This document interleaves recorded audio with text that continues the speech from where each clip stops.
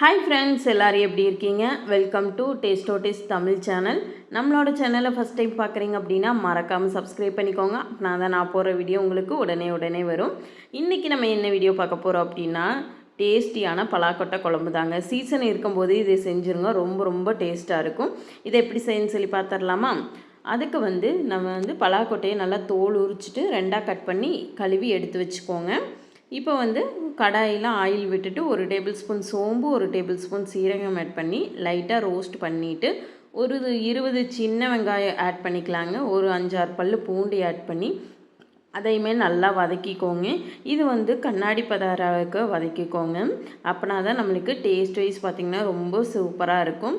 இந்த அளவுக்கு நல்லா வதங்கினதுக்கப்புறமா ஒரு 2 தக்காளி கட் பண்ணி வச்சுருக்கேங்க. அதையும் ஆட் பண்ணிவிட்டு ஒரு கொத்து கருவேப்பில் தலையை ஆட் பண்ணி நல்லா மிக்ஸ் பண்ணி விட்டுக்கோங்க. இதை நல்லா வதக்கி நம்ம ஆற வச்சு அரைச்சி எடுத்து வச்சுக்கலாங்க.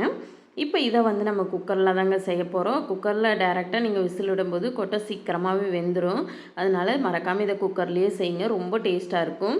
குக்கரில் ஆயில் ஆட் பண்ணிவிட்டு பட்டை, கிராம்பு, சோம்பு, கட் பண்ணி வச்சுருக்க வெங்காயத்தில் ஆட் பண்ணி நல்லா கோல்டன் ப்ரௌன் ஆகிற வரைக்கும் வதக்கி எடுத்துக்கோங்க.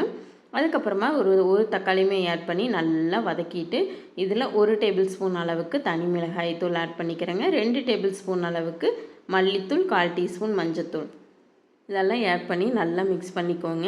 இது நல்லா ஒரு எண்ணெய் பிரிஞ்சு வந்ததுக்கப்புறமா நம்ம அரைச்சி வச்சுருக்க பேஸ்ட்டே ஆட் பண்ணி உங்களுக்கு குழம்பு எந்த அளவுக்கு தண்ணியாக வேணுமோ இல்லை கெட்டியாக வேணுமோ அதுக்கு தகுந்த மாதிரி நீங்கள் தண்ணி ஆட் பண்ணிவிட்டு உப்பு ஆட் பண்ணி நல்லா மிக்ஸ் பண்ணிக்கோங்க. நல்லா மிக்ஸ் பண்ணி விட்டுட்டு நம்ம எடுத்து வச்சுருக்கேன் பலாக்கொட்டையை இதில் நம்ம இப்போ ஆட் பண்ணிக்க போகிறோங்க. ஆட் பண்ணிவிட்டு மேலே அப்படி ஒரு 1/2 டேபிள் ஸ்பூன் அளவுக்கு மட்டும் பெப்பர் தூள் ஆட் பண்ணி நல்லா மிக்ஸ் பண்ணி விட்டுக்கோங்க. இது நல்லா கொதிக்கணுங்க. கொதித்து லைட்டாக அந்த பச்சை ஸ்மெல் போகிற வரைக்கும் நல்லா கொதிக்க விட்டுட்டு அதுக்கப்புறமா மேலே அப்படி ஒரு கருவேப்பில் தலை தூவி குக்கர் மூடி போட்டு ஒரு 4 விசில் மட்டும் எடுத்துக்கோங்க. சூப்பராக கொட்டை வெந்துடும்.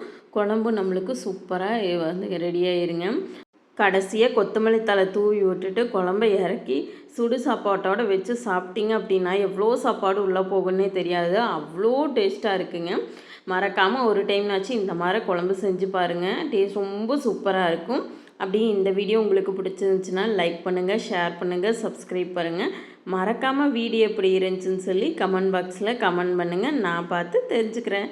தேங்க்ஸ் ஃபார் வாட்சிங்.